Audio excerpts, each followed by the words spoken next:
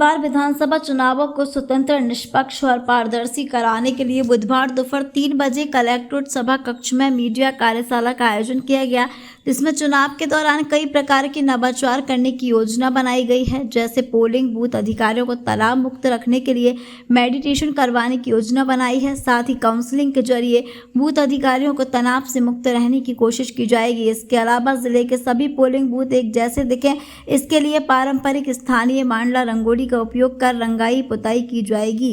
इसी तरह के अन्य नवाचार भी किए जाएंगे। वहीं मीडिया कार्यशाला में कलेक्टर दिनेश जैन ने बताया कि स्वतंत्र, निष्पक्ष और पारदर्शी निर्वाचन संपन्न कराने में प्रेस और मीडिया जगत की महत्वपूर्ण भूमिका होती है।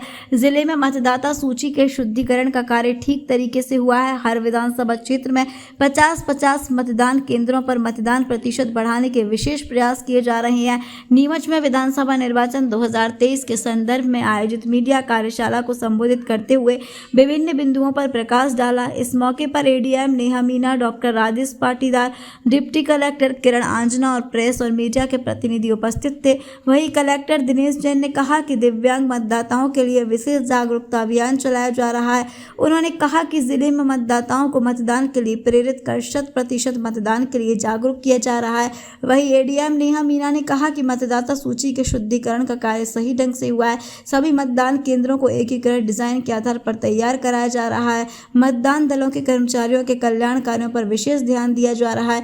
मतदान केंद्रों पर मूलभूत सुविधाएं उपलब्ध कराने के प्रयास किए जा रहे हैं। कार्यशाला में डॉक्टर राजेश पाटीदार ने मीडिया कार्यशाला आयोजन के उद्देश्य पर प्रकाश डालते हुए एमसीएमजी का गठन, पेड न्यूज विज्ञापनों की निगरानी, प्रिंट मीडिया में विज्ञापन, राजनीतिक विज्ञापनों का पूर्व प्रमाणन, विज्ञापनों के प्रमाणीकरण में ध्यान देने योग्य बातें, प्रमाणन की समय सीमा, इलेक्ट्रॉनिक मीडिया, सोशल मीडिया में विज्ञापन का प्रमाणीकरण, पेड न्यूज़ के मामलों में की जाने वाली कार्यवाही, पेड न्यूज़ परखने के मापदंड, फेक न्यूज़ पर की जाने वाली कार्यवाही सहित विभिन्न बिंदुओं पर विस्तार से प्रकाश डाला।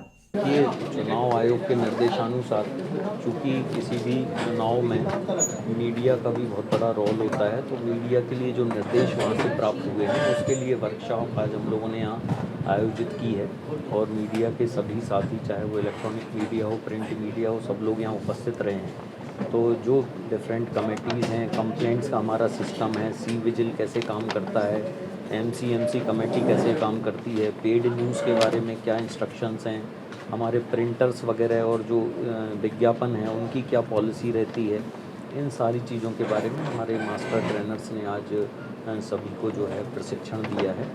और जो आज हमारा मतदाता सूची का भी प्रकाशन हुआ है, 4 तारीख को आज फाइनल हो गया है, तो उसके बारे में भी सभी लोगों को जानकारी दी गई है। सभी मतदान केंद्रों पर आज बीएलओज़ ने उसका प्रकाशन भी किया है। तो जो चूँकि आगामी आने वाले चुनाव के ध्यान में रखते हुए हम लोग ये सब तैयारियां कर रहे हैं। कई नवाचार भी करने की बात कही इस बार चुनाव मतदान के दौरान आपने, वो क्या खास बात है? देखिए, हम लोग इस बार एक तो ये कोशिश कर रहे हैं कि जो हमारे पीडब्ल्यूडी वाले वोटर्स हैं वो करीब 6,500 हैं, तो उनसे 100% सारे पीडब्ल्यूडी वोटर्स को वोट कराने के लिए हम लोग पूरी कोशिश करेंगे।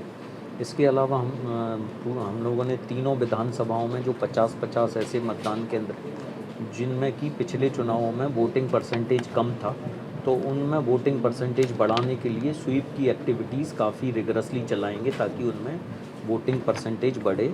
और हम लोग अब ये भी प्रयास कर रहे हैं कि जो नीमच का चूँकि पहले से ही वोटिंग परसेंटेज 80 से ऊपर रहता है, 84 तक भी गया है, तो कोशिश करेंगे कि यहाँ का वोटिंग परसेंटेज पूरे प्रदेश में हाईएस्ट रहे। इसके लिए भी हम लोग अभी कोशिश कर रहे हैं। और जो हम लोगों ने कुछ पोलिंग स्टेशंस हैं वो पीडब्ल्यूडी द्वारा हैंडल्ड पोलिंग स्टेशंस भी बना रहे हैं। जो महिलाओं की पोलिंग पार्टीज़ रहेगी वो भी पोलिंग बूथ कम से कम हम लोग बना रहे हैं। करीब 15 के लगभग जो है हम लोग महिलाओं द्वारा संचालित बनाएंगे। और हर विधानसभा में कम से कम एक पीडब्ल्यूडीज़ द्वारा संचालित पोलिंग बूथ बनाएंगे। युवाओं द्वारा संचालित पोलिंग बूथ बनाने की भी योजना है। और कुछ मॉडल पोलिंग स्टेशंस भी बनाएंगे जिनमें कि लोगों को आकर और उनको अच्छा लगेगा कि भाई वहाँ, क्योंकि ज़्यादा से ज़्यादा लोगों का इसमें पार्टिसिपेशन बढ़ाने के लिए पूरी कोशिश की जाए।